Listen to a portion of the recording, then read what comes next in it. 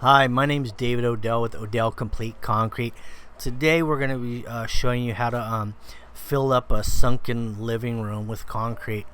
Inside this house, they have a sunken room around the fireplace, and basically it really reduces your usable space when you have a step like this in your house, for laying out furniture or whatever else you want. So we're just going to pour concrete over the existing concrete and make the whole room the same level.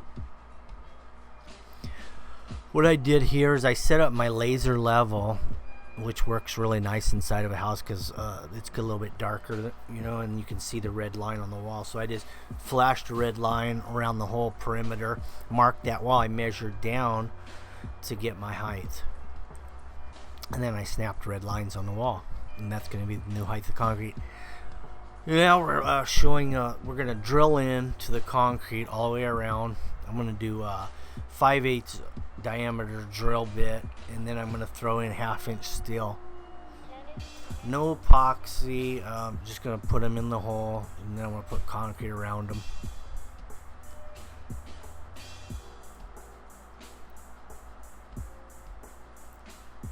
I put some plastic up against that drywall. I already snapped the chalk line on the wall itself, and I got clear plastic hanging down all the way to the bottom, and you can still see the red line clearly through the plastic, so when we get ready to pour it won't be a problem.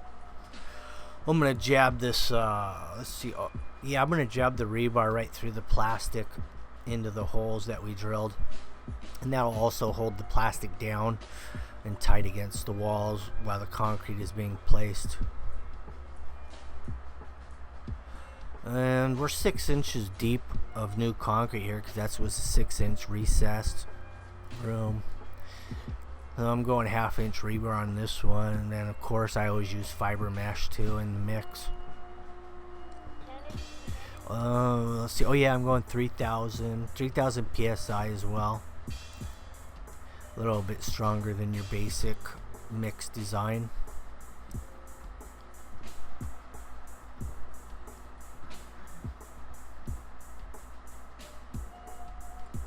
What the plastic does is it does a couple different things. It prevents splatters all over the house when you're pouring. It also prevents the water that's in the concrete from absorbing into the drywall and damaging the drywall and making it wet. So you really want to do that when you're pouring against drywall. Here we are pumping the concrete in right over the top. I've got this rebar propped up on some broken concrete chunks that I used that I broke out in the front yard.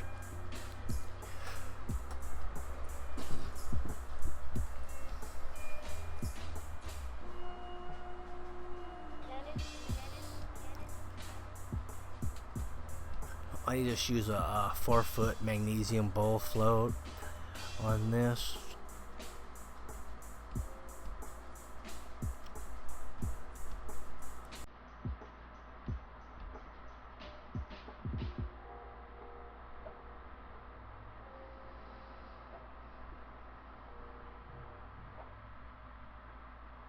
The concrete's going to try to shrink down a little bit on those edges, especially is where you'll notice it the most.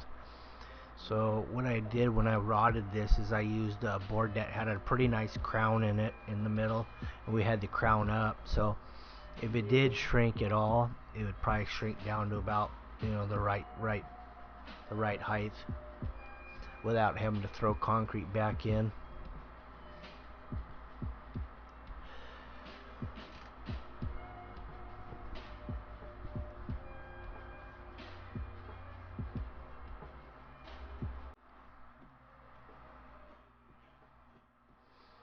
Now we're running the funny float over it, kind of knock out any little marks that the bowl float left.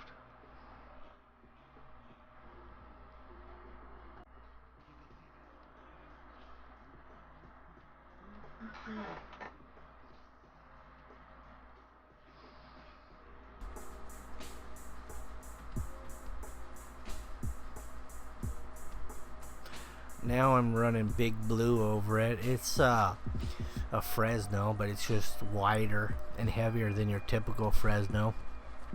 And then I got a rocker arm on this so I can drive it out there, 40 feet and still get it back.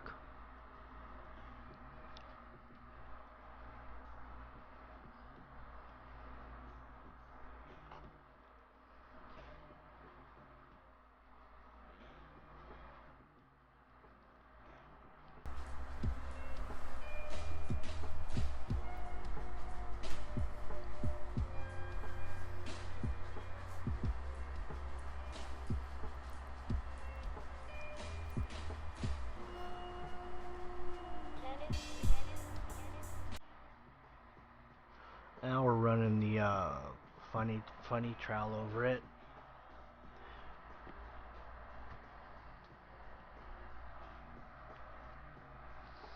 Eventually we're going to get out there on the sliders and put the final finish on it.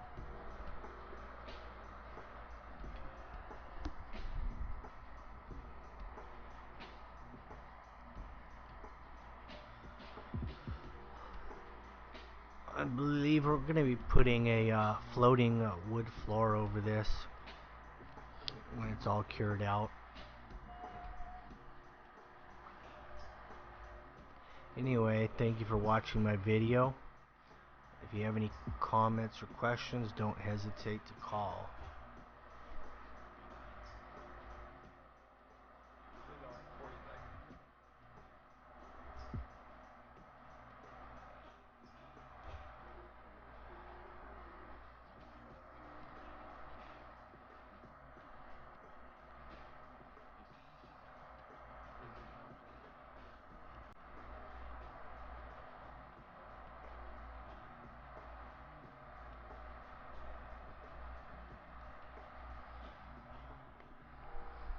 And that's what it should look like when you're done.